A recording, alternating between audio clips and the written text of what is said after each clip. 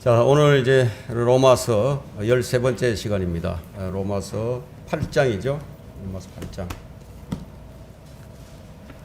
네, 8장. 지난 시간에 이제 8장 25절까지 했죠. 오늘은 이제 26절부터 시작이 됩니다.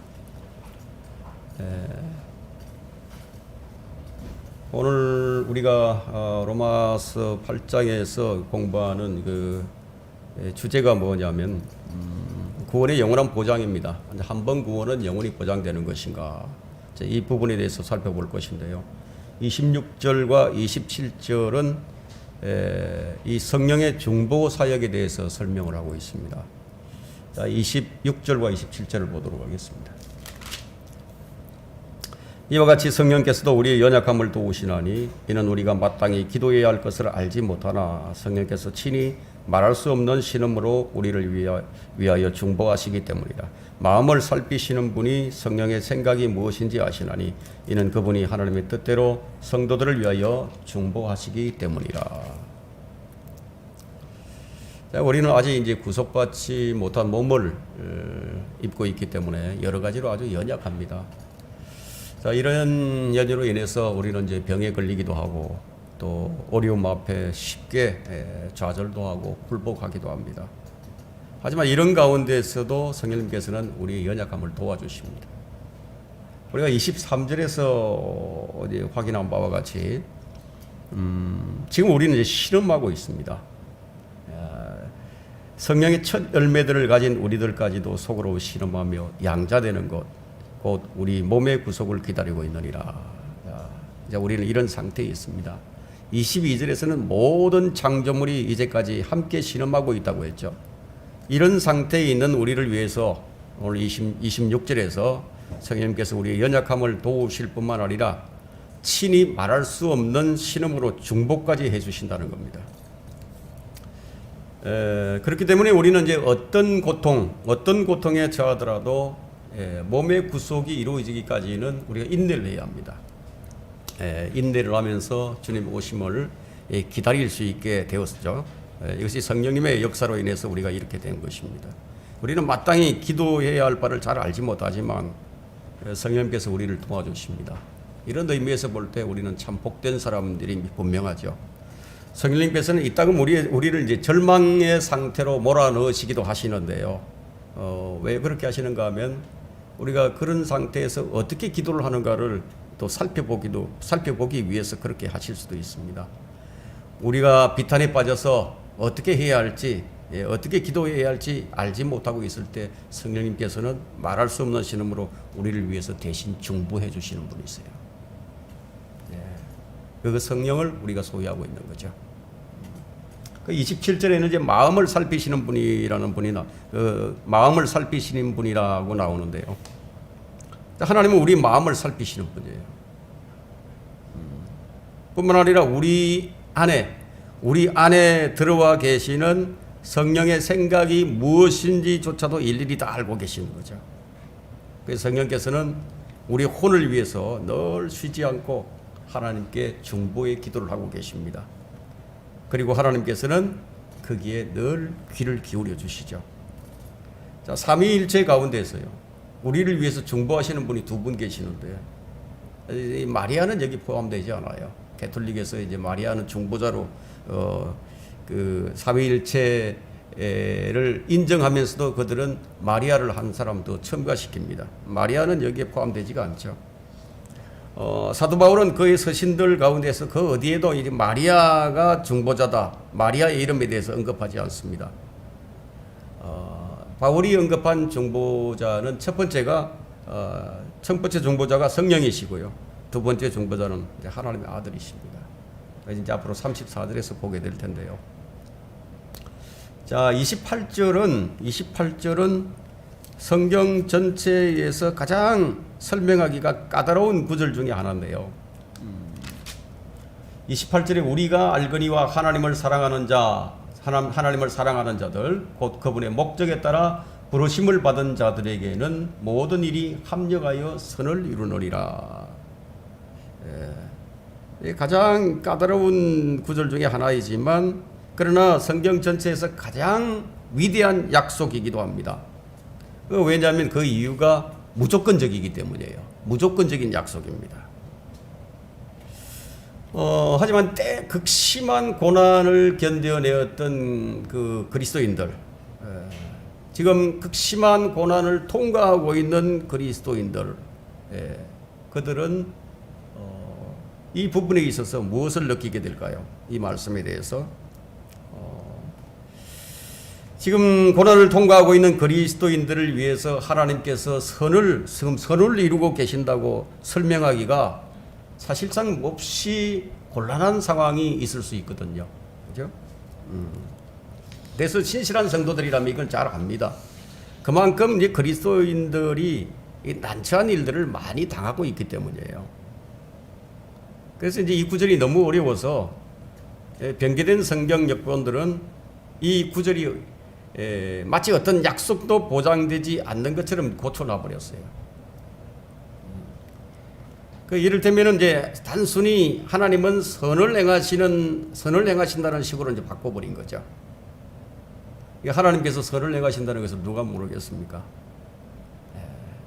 문제는 우리가 시련을 당할 때 하나님께서 나를 위해서 선을 행하실 것인가에 대한 믿음이 그것이 중요하죠. 그런 믿음이 있어야 되겠죠. 이 성경 변개자들은 대부분 왜 성경을 고쳤느냐 하면 성경을 해석을 하고 주석을 달다가 자기 잘 이해가 잘 안 되는 부분이 있어요. 자기 생각에 맞지가 않아요. 근데 그럴 때 그 성경을 뜯어 고쳐버리죠. 뜯어 고쳐서 자기 생각에 이제 맞추는 거예요. 성경은 기록된 그대로 계속해서 전해 내려와야 되는 것이 성경인데 그렇게 하지 않고 고쳐버린 거예요. 자, 우리는 모든 일이 합력하여 선을 이루지 않을까봐 우리는 걱정할지는 모르지만 하나님께서는 모든 일이란 뭐죠? 모든 것들을 통해서 모든 일을 통해서 우리 유익한 것으로 바꿔주시는 분이에요. 혼란이나 박해나 기근이나 칼 이런 것들이 유익한 것으로 이제 변화시키는 분이죠. 그 모든 일이는 과연 무엇을 말하는가 하면 아주 고약한 상황들을 말하고 있는데 35절에 살펴보면요. 여기 이제 나오죠. 환란이나 공경이나 박해나 기근이나 헐벗음이나 위험이냐 칼이랴 이런 것들입니다. 참된 그리스도인들은 이런 모든 어려운 상황들이 합력하여 선을 이룰 줄 안다고 알고 있다고 성경은 말하고 있습니다. 하지만 우리가 주의해야 할 것은 여기서 말하는 선은 무엇이냐면 인간의 선이 아니에요. 인간의 선이 아니고 하나님의 선이에요. 여기서 이제 말하고 있는 사랑. 누가 우리를 그리스도의 사랑에서 떼어내올 수 있으리요? 여기서 말하는 사랑. 야고보서 1장 12절이 말하는 실제적인 것으로서요. 하나님과의 관계의 사랑을 말하는 것이 아니라 여기서 말하는 이 사랑은 구원받은 사람들, 구원받은 모든 사람에게 해당하는 광의의 사랑을 일컫습니다. 광의의 사랑이에요. 왜냐하면 그분의 목적에 따라 부르심을 받은 자들이라고 언급을 하고 있기 때문이에요. 그분의 목적에 따라서 부르심을 입었다 이거예요. 그럼 그분의 목적에 따라서 부르심을 입은 자들이 누구인지는 30절을 보면 알게 됩니다. 그리하여 예정하신 이들을 또한 부르시고 부르신 이들을 또한 의롭게 하시고 의롭게 하신 이들을 또한 영화롭게 하셨느니라. 예정하신 이들 그리고 하나님께서 부르신 이들을 누구죠? 저 구원받은 사람들이죠. 구원받은 사람들입니다. 그들은 이제 복음에 순종해서 그분의 아들을 자신의 구주로 믿고 구원받은 사람들은 모두가 하나님을 사랑하는 자들입니다. 그래서 하나님의 목적에 따라 부르심을 받은 자들인데 하나님의 목적이 뭐냐?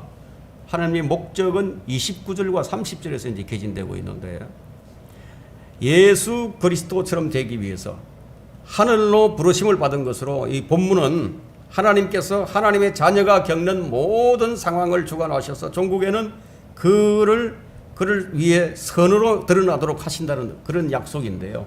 이제 29절과 30절을 다시 보겠습니다. 그분께서는 미리 아신 자들을, 여기 이제 미리 아신 자들이라고 나오죠. 미리 아신다. 자기 아들의 형상과 일치하게 하시려고, 일치하신다. 일치하게 한다. 똑같이 한다는 얘기죠. 또한 예정하셨으니 이는 그를 많은 형제들 가운데서 첫 태생이 되게 하려 하심이라. 그리고 예수 그리스도가 첫 태생입니다.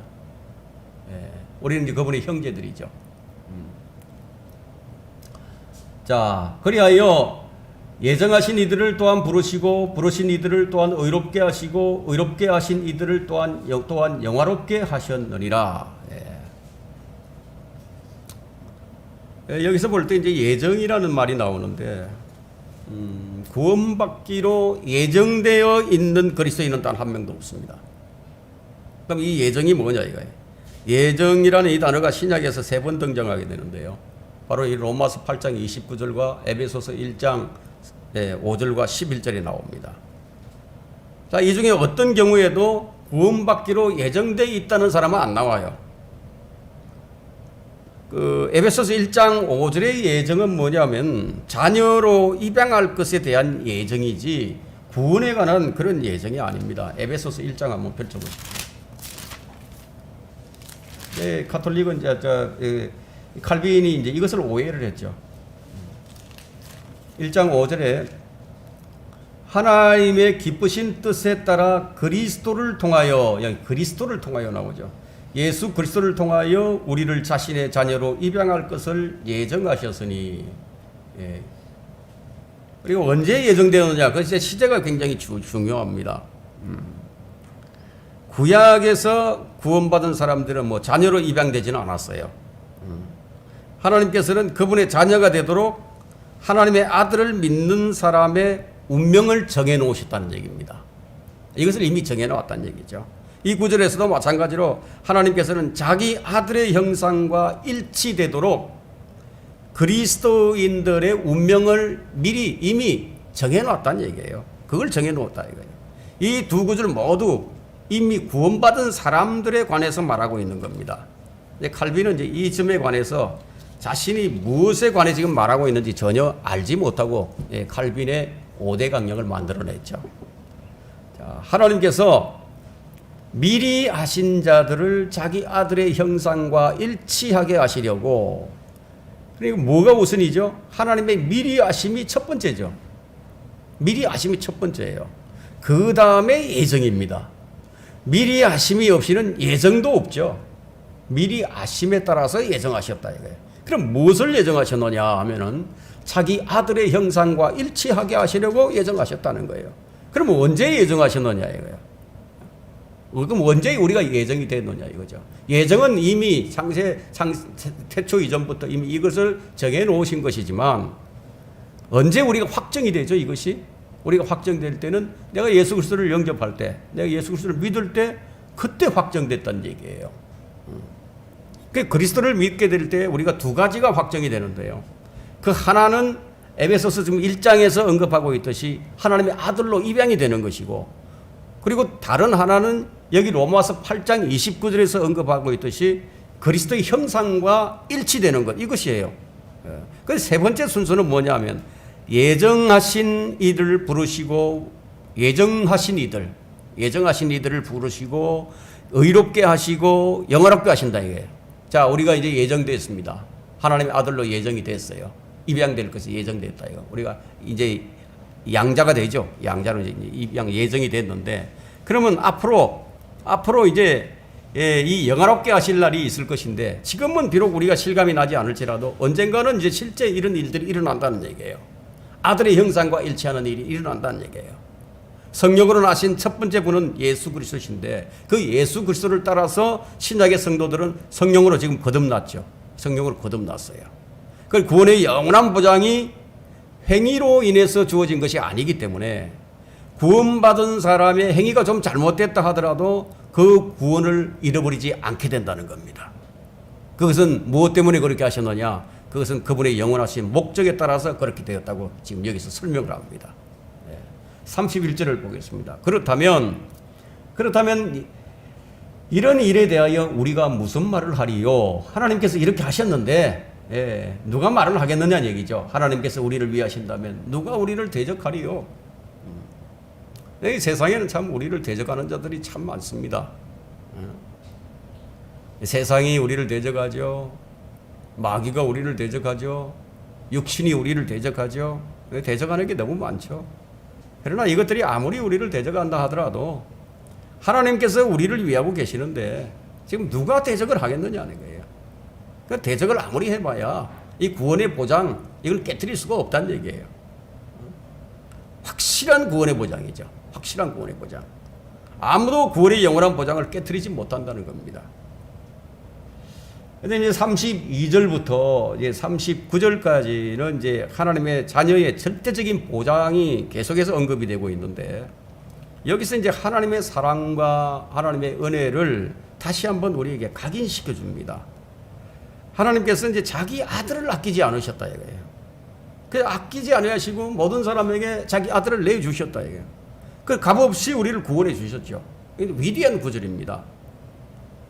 달리 말하자면 하나님께서 최상의 선물을 우리에게 주셨는데 다른 무엇이 아깝겠느냐는 거예요. 최상의 선물을 주셨는데 자 우리는 이미 받았어요. 최상의 선물을 가지고 있습니다. 또 지금도 받고 있습니다. 그리고 앞으로도 받게 될 이 영적인 은혜와 물질적인 복을 한번 헤아려 보라는 거예요. 무엇과 비교할 수 있겠냐는 거예요. 하나님께서 택하신 자들에게 누구도 협의를 씌울 수가 없어요. 그 협의가 안 된다 이거예요. 하지만 마귀는 계속해서 협의를 씌우려고 하죠. 그런 결코 성공하지는 못합니다. 왜냐하면 죽었다가 다시 살아나신 분이 우리를 변호하고 계신다 이거예요.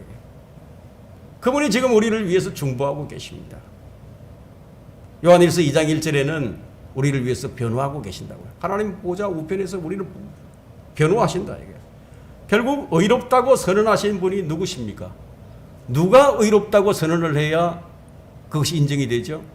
하나님께시죠. 하나님께서 너는 선하다, 의롭다 이렇게 인정하시면 그걸 끝이다 이거예요. 누가 거기에 반론을 제기할 수 있겠습니까? 하나님께서 그렇게 하신다는 거예요. 그렇기 때문에 아무리 마귀가 우리를 협의를 씌운다 하더라도 고소하고 협의를 씌운다 하더라도 성공 못한다는 겁니다. 그 원인은 최고의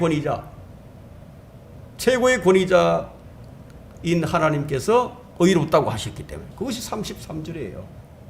하나님께서 택하신 자들에게 누가 협의를 씌우리요 의롭다 하시는 분은 하나님이시니라. 34절에 누가 정죄하리요 정죄할 수 없다는 얘기예요. 죽었다가 다시 살아나신 분은 그리스도시라. 그분은 또한 하나님의 오른편에 계셔서 우리를 위하여 중보하시느니라. 거듭난 지금 여기서 계속해서 구원의 보장을 지금 확인시키고 있죠. 그런데 누가 구원의 영원한 보장을 부정하는 거예요? 그 부정하는 사람들이 있다는 거죠. 그 구원의 영원한 보장을 부정하는 사람들이 오늘날 굉장히 많다는 거예요. 그들이 누구냐면 행위 구원을 주장하는 자들입니다. 행위 구원을 주장하는 자들은 구원의 영원한 보장을 부정할 수밖에 없죠. 그러나 성경은 누구도 우리를 그리스도의 사랑에서 떼어놓을 수가 없다고 얘기합니다. 35절부터 한번 볼까요? 누가 우리를 그리스도의 사랑에서 떼어놓을 수 있으리요? 환난이나, 자 우리가 당하는 환난이죠. 공경이나 박해나 기근이나 헐벗음이나 위험이나 칼이랴 기록된 바와 같으니 우리가 주를 위하여 온종일 죽임을 당하였으며 도살당한 양으로 여김을 받았나이다 라고 하였느니라. 자 그러나 이 모든 일에서 우리를 사랑하시는 그분으로 말미암아 우리가 이기는 자들보다 더 나으니라. 환난 성도들은 끝까지 견뎌서 이겨야 하죠. 우리가 그들보다 더 낫다는 거예요. 우리는 이미 이긴 자들이다. 예수 그리스도 그분을 우리가 그분의 모든 것을 전가받았다. 우리가 이겼다 이거예요. 그러니까 이기는 자들보다 우리가 낫다는 겁니다. 우리를 그리스도 예수 안에 있는 하나님의 사랑에서 떼어놓을 수 있는 것은 아무것도 없어요. 이런 모든 것들은 모두 그리스도의 사랑 앞에서는 무력할 뿐입니다. 38절부터 볼까요? 내가 확신하노니 여러분들 이 구절을 아마 암송하고 있을 겁니다. 38절과 39절이에요. 내가 확신하노니 사망이나 생명이나 천사들이나 정사들이나 권세들이나, 지금 지상에 있는 것만 얘기하는 것이 아니라 이제 천상에 있는 것들까지도, 예, 이 둘째 하늘에 있는 정사들이나 권세들까지도, 예, 정사들이나 권세들이나 현재 일들이나 다가올 일들이냐, 높음이나 깊음이나 어떤 다른 피조물이라도 우리를 그리스도 예수 우리 주 안에 있는 하나님의 사랑에서 떼어놓을 수 없으리라. 불가능하다는 겁니다. 29절과 또 38절과 39절은요, 성경 전체에서 성경적 기독교에 관해서 언급하고 있는 가장 위대한 세 가지 신약 교리라고 할 수 있습니다. 이 세 구절들이 말씀하고 있는 바는 그리스도인이라면 누구라도 그에게 어떤 상황에서 어떤 일이 벌어지든지 관계없이 그가 죽을 때 하늘나라 간다는 거예요. 이 영원한 구원이 우리에게 보장이 되어 있다는 얘기입니다. 자, 이제 그리스도인들이 자, 이처럼 안전할 수 있는 이유들이 있는데, 그것을 좀 정리를 해본다면요, 많은 이유들이 있지만 7가지로 축약해서 한번 정리를 해보겠습니다. 첫 번째 이유가 뭐냐면, 그리스도인들은 아버지 하나님의 택하심을 받았기 때문이에요. 그리스도 안으로 들어온 사람의 여정과 목적지는 이미 확정되어 있어요. 그리스도 안으로 들어온 사람들은 그 여정이, 예, 목적지가 확정이 딱 되어 있다. 두 번째 이유는 뭐냐면, 구원받은 사람이 그리스도와 결합을 했기 때문이에요. 하나가 됐다. 그 그리스도와 연합되었다는 것은 무엇보다도, 예, 영원한 안전을 이제 보장받게 되는 거죠. 세 번째 이유는 거듭난 그리스도인에게 주어지는 선물이 바로 영생이기 때문이에요. 영생, 생명이다 이거예요. 네 번째 이유는 우리를 위해서 중보하시는 그리스도의 중보 때문입니다. 자, 우리는 우주에서 가장 위대한 기도의 용사, 그 용사를 우리는 중보자로 모시고 계신다. 우리 모시고 있다. 바로 예수 그리스도와 성령님이시죠. 다섯 번째 이제 이유는 우리가 하나님의 능력으로 지금 보호받기 때문이에요. 베드로전서 1장 5절에서 이제 말씀하고 있죠. 하나님의 능력과 파워가 뭐 어느 정도인지 우리가 어떻게 가늠을 할 수 있겠습니까? 그런 분의 능력을 우리가 보호받고 있다는 거예요. 자, 여러분, 우주 만물을 말씀으로 창조하신 분이세요. 무에서 유를 창조하신 분이십니다. 자, 그런 분의 능력으로 우리가 보호받고 있다 이거예요. 여섯 번째 이유는 구원의 영원한 안전이 다른 누군가에 의해 기초하고 있기 때문인데, 뭐 그것이 그리스도의 의라는 것을 모르는 사람이 없겠죠. 일곱 번째 이유는 하나님의 영원하신 목적 때문입니다. 목적이 있다. 하나님께서 무슨 일을 하실 때는 무슨 목적을 가지고 하시는 거예요. 그게 목적이 있어요. 영원하신 목적이. 그것이 에베소서 1장 9절과 10절인데요. 한번 볼까요? 에베소서 1장 9절과 10절. 좀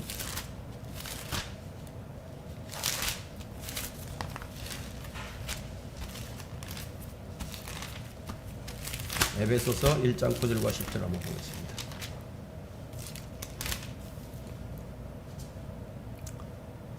그의 기쁘심을 따라 자기 안에서 계획하신 바 그의 뜻의 신비를 우리에게 알게 하셨으니, 이는 때가 찬 경륜 안에서 하늘에 있는 것들이나 땅에 있는 것들이나 자신 안에 있는 것들까지도 만물을 그리스도 안에서 하나로 함께 모으려는 것이니라. 자, 이런 목적이 있다 이거예요. 자, 이것은 주님께서 기도하신 기도의 응답인데요. 요한복음 17장 21절부터 24절에는 하나님께서 그리스도께 주신 영광을 우리가 그것을 보도록 하시는 것. 하나님께서 그리스도께 영광을 주셨는데 우리가 그걸 보도록 한다 이거예요. 이것 역시 하나님의 영원하신 목적 가운데 하나입니다. 이 영원한 목적 때문에 우리의 구원은 영원할 수밖에 없는 거예요. 우리가 요약해서 7가지 살펴봤는데요. 이제 9장으로 넘어가겠습니다. 이제 9장 1절부터 이제 5절까지의 주제를 붙인다면, 이스라엘의 민족에 대한 사도 바울의 마음의 부담과 슬픔이에요. 이제 사도 바울의 마음의 부담과 슬픔인데, 자, 1절 보겠습니다. 내가 그리스도 안에서 진실을 말하고 거짓말을 하지 아니하노니 나의 양심도 성령 안에서 나에게 증거하는 것은 내 마음에 큰 근심과 거치지 않는 슬픔이 있다는 것이라. 자, 우리가 그리스도의 양심, 그리스도인의 양심이 어때야 하는 거예요. 바울은 그리스도 하나님 앞에서 이제까지 선한 양심으로 살아왔다고 고백을 한 바가 있습니다. 자, 그는 누구보다도 양심에 대해서 강조를 했는데 사도행전 23장 1절에서 그런 고백을 했죠. 그리고 디모데후서 1장 3절과 디도서 1장 15절에 그 양심의 중요성을 강조를 합니다.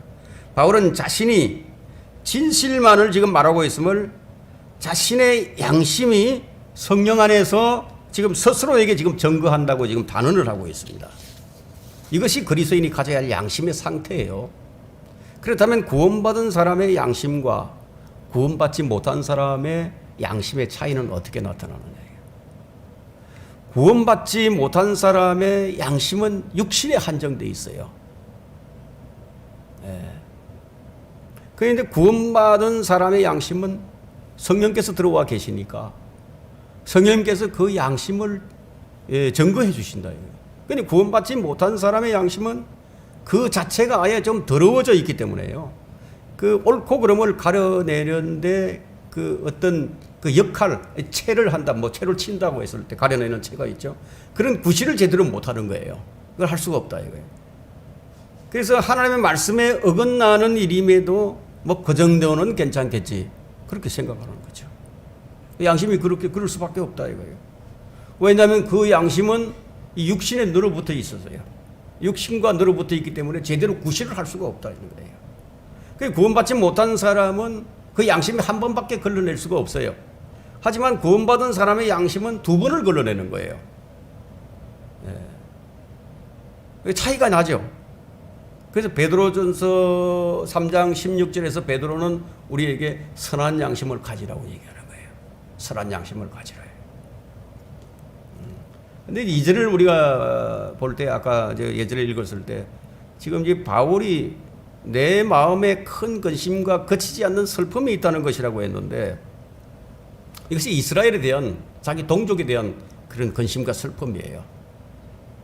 이것이 이제 무엇을 의미하느냐면 그리스도인의 그 역설적인 삶을 말해주는데요.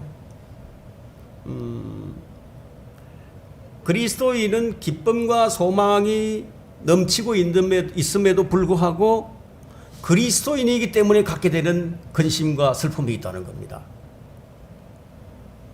이것은 지금 바울이 자기 동족의 구원을 위해서 부담을 가지고 있었던 것인데요. 그것이 그에게 큰 근심과 슬픔이었어요. 자기 동족이 구원받지 못하는 것을 보고 있어요.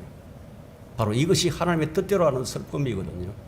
이제 고린도 후서에서 이것이 하나님의 뜻대로 하는 슬픔이 나오죠. 10장에서. 그리스도인이 어떤 사람인지 이제 고린도후서 6장 7절로부터 10절에 쫙 설명을 해줍니다. 바울로 말하자면 자기 동족으로부터 온갖 박해와 어려움을 다 겪었죠. 그에게는 그야말로 동족이 이 유대인 자기 동족이 원수의 원수. 그런데 그 동족에 대해서 그는 붕괴나 분노도 남아있지 않았다 이거예요. 오직 그들을 향한 깊은 연민과 슬픔만이 있었을 뿐이에요. 그들이 구원받기를 바랐죠. 그것이 하나님의 뜻대로 하는 슬픔입니다.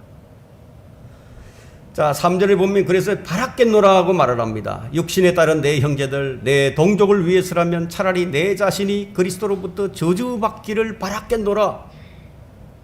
이 정도의 근심과 슬픔을 가지고 있었어요.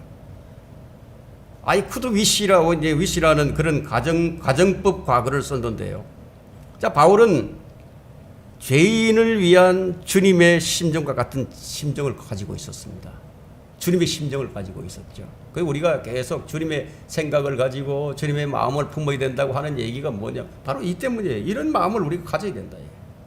바랐겠노라 하는 말은 바랄 수 있기라도 했으면 좋겠다는 뜻인데 그 바랄 수조차도 없는 상황이라는 거예요. 왜냐하면요, 죄인들을 위해 대신 저주를 받을 수 있는 것은 예수 그리스도 한 분뿐이다 이거예요. 다른 사람이 저주를 받아봐야 소용도 없는 거죠. 그러니까 바랐겠노라고 얘기합니다. 이제 가정법을 쓴 거예요. 그 어떤 사람도 다른 죄인을 대신해서 저주가 될 수 없기 때문에 그러기를 바란다고 말도 하지 못하면서 이스라엘에 대한 그의 안타까운 마음을 나타낸 표현입니다. 그래서 그는 예루살렘으로 방문을 했죠. 성경에서 가지 말라고 하는데도 예루살렘으로 방문을 하게 됩니다. 그래서 그의 로마로 가는 그 길이 매우 어려워졌었죠. 자, 4절을 봅니다. 그들은 이스라엘인들이라. 그들에게는 양자됨과, 자, 이스라엘이 이제 중요 특권이 나오는데요. 여기 특권이 이제 몇 가지가 나오면 6가지 특권이 나옵니다. 보세요. 그들은 이스라엘인들이라. 그들에게는 양자됨과 영광과 언약들과 율법을 주심과 하나님을 섬김과 약속들이 있고, 조상들도 그들의 조상이며 육신으로는 그리스도께서 그들에게 나셨으니 그는 만물 위에 계셔서 영원히 송축받으실 하나님이시라. 아멘. 자, 6가지 이제 특권이 주어지는데 양자됨이다. 양자됨. 자, 지금 유대인들은 이제 개인적으로 양자가 될 수 있죠. 우리가 마찬가지로. 그렇지만 유대인들은 이 양자됨이라는 것은 개인적으로 이제 양자되는 것이 아니라 민족적인 얘기예요. 민족적인 특권입니다. 민족적으로 하나님의 백성이고 하나님의 자녀들이에요. 그 영광이 나오죠. 영광은 구약시대에 한번 보세요. 하나님의 영광이 직접 나타나셨습니다. 하나님의 영광이 성막에서나 성전을 통해서 하나님께서 친히 그들 가운데 나타나신 것을 보여주셨죠. 구름과 불기둥으로서 보여주셨어요. 그 다음에 그들이 가졌던 것은 언약들이 있습니다. 모세의 언약이 있고 아브라함의 언약이 있고 다윗의 언약이 있어요. 이런 언약들을 가지고 있었어요. 그리고 그들에게는 무엇보다도 율법이 있었죠. 자, 이방인들이 갖지 못했어요. 이방인들을 구분을 시키는 것이 뭐냐 하면은 이 율법을 가진 것이죠. 그 유대인의 특성을 가장 잘 나타내는 것이 율법입니다. 그리고 그들은 하나님을 섬길 수 있는 특권이 주어졌는데 레위 지파가 있어요. 제사장의 나라다 이게. 그래서 그들 제사장을 통해서 하나님을 섬길 수가 있었습니다. 마지막에 이제 약속이 있는데요. 자, 이 구약 전체를 통해서 보게 될 때 수많은 약속들이 있어요. 그들은 수많은 약속들을 가지고 있습니다. 그들은 그런 특권을 가지고 있었다는 거예요. 자, 5절을 봅니다. 5절에 조상들도 그들의 조상이며 육신으로는 그리스도께서 그들에게서 나셨으니 그는 만물 위에 계셔서 영원히 송축받으실 하나님이시라. 아멘. 그리스도의 신성을 확고하게 지금 증거해 주는 구절입니다. 그리스도가 하나님이다 이거예요. 그 현대 변개된 성경들은 그는 만물 위에 계시니 영원토록 하나님을 송축할지어다라고 이렇게 변개시켜서 마치 송축받으실 하나님이 따로 계시는 그런 뉘앙스를 풍겨버렸죠. 성경 변개를 이렇게 좀 약간씩 비슷하게 유사하게 이렇게 변개를 시킵니다. 사람들이 눈치채지 못하도록요. 자, 6절부터 9절에는 영적인 아브라함의 씨가 나오는데요. 6절부터 9절까지요. 6절 먼저 봅니다. 그러나 하나님의 말씀이 헛되지 아니하였으니 이는 이스라엘에서 난 사람이 다 이스라엘이 아니며, 이스라엘이 다 아니다는 얘기죠. 이 말은 육신적 혈통으로 유대인에 속한 자가 모두 믿는 자가 아니라는 뜻입니다. 이 부분에 대해서 우리가 이미 수차례 우리가 살펴봤는데 7절에 아브라함의 씨라 하여 다 자녀가 되는 것이 아니기 때문이라. 오직 이삭에게서 난 자만이 너희 씨라 불리리라. 이스마엘이 아브라함의 씨가 분명하죠. 그런데 아브라함의 씨로 여기지지 않았습니다. 그 육신적인 출생은 영적인 어떤 요구가 충족되지 않으면 아무런 소용이 없다는 것을 지금 지적하신 말씀인데, 유대인들에게는 아주 충격적인 선언이었죠. 왜냐하면 표면적인 유대인이 아니라 내면적인 유대인이 진정한 유대인이라는 거예요. 자, 이제 8절을 보게 되면 육신의 자녀와 이 약속의 자녀들이 나오는데요. 이는 육신의 자녀가 하나님의 자녀가 아니요 오직 약속의 자녀만이 씨로 여김을 받는다는 것이라. 약속의 말씀은 이것이니 이때쯤에 내가 오리니 사라에게 아들이 있으리라 하신 것이라. 자, 주님을 믿고 이제 아브라함의 이제 믿음을 따르는 자들만이 진정한 이제 약속의 자녀가 되는데요. 이삭과 이스마엘의 이 예는 야곱과 에스로 또 이렇게 이어지면서 육신적 출생보다 중요한 것이 있음을 우리에게 보여줍니다. 자, 이 구절들은 칼빈주의자들이 이제 칼빈주의의 이 예정론을 주장할 때 이제 근거 구절로서 사용하는 구절인데요. 그냥 이들이 주장하는 것은 비성경적입니다. 그들은 선택의 시점을 간과해 버렸어요. 언제 선택을 받아놓냐, 이 시점을 이해하지 못했습니다. 선택의 시점은 칼빈주의 예정론이 말하고 있는 창세전이 아니라 리브카가 잉태했을 때예요. 리브카가 잉태했을 때 형이 아우를 섬기리라 해요. 형이 아우를 섬기리라. 자, 이 12절의 말씀은 기록된 그녀에게 말하기를 형이 아우를 섬기리라고 하셨으니, 자, 하나님의 미리 아심, 아까 우리가 하나님의 미리 아심에 대해서 공부를 했죠. 하나님 미리 아심에 근거해서 주어진 말씀인데, 이 말씀은 예정론의 영원한 구원과 예정론의 영원한 저주와 같이 개인적인 구원을 의미하지 않습니다. 내가 야곱을 사랑하였고 에스를 미워하였노라 하는 이 말씀은 말라키 1장 2절과 3절을 인용한 말씀인데, 말라키는 구약 성경의 제일 마지막이죠. 자, 이것은 그들의 행위가 결과로 드러났고 이미 이들이 죽은 후에 한참이 지난 후에서 이제 이 말씀이 기록이 된 겁니다.